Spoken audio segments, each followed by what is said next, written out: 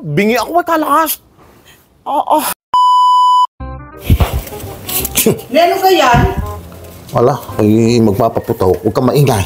Apo? Ako'y masaya ngayon. Abay, siyempre, birthday ni Papa Jesus. Ay, anong paputong mo iyan? Ito, kung naririnig mo dati yung Goodbye Universe, ito na.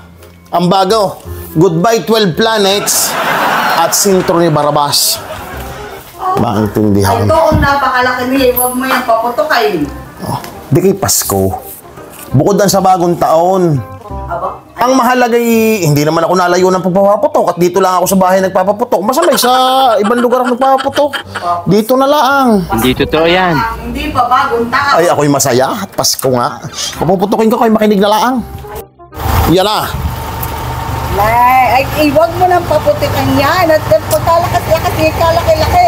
Kay humabay at baka kay matilabsi ka ng putok na rin. Ako, hari, hindi kay Pasko. Kailangan natin magsaya. Tigilan, hindi pa naman bagong taon. Yan na. Ang Sintro ni Barabas. Kayo umalis dyan. Ako. Masaya rin. Nay, lumayo pa. Hindi makaputok na nga. Malakas ang putok niyan. Huwag kayong maingay. Yan sasabi ko sa iyo. Kahabde, pakinig nyo kang tunog. Bingi ako, may kalakas. Ay. Grabe. Eh, pati halaman Yan sasabi ko, ang lakas ng putok. Pati halamay tumba ay. Grabe. Kalakas ng Goodbye 12 Planets na yan.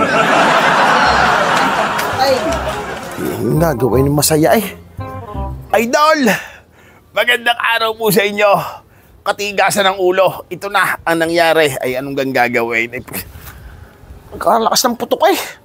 Idol, isang paalaala, 101. Pero bago yan, eto muna si Asher, Mamang Chuper, ang Indoy sa buhay ni Inday.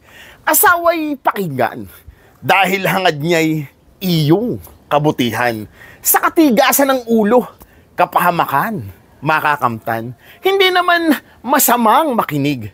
Lalo't mula sa taong sayo'y umiibig na walang hangad, kundi ang iyong safety, idol. Kaya idol, ngayong Kapaskuhan at ngayong bagong taon, pag sinabi ng ating kabiyak na hinay-hinay sa pag-inom, sa pagtoma, sa pagbarek, aba, hinay-hinay sa pagkain ng taba at makolesterol. Ano? Pag sinabing permis muna at nakabarek, abay sa bahay na lang muna. Ano?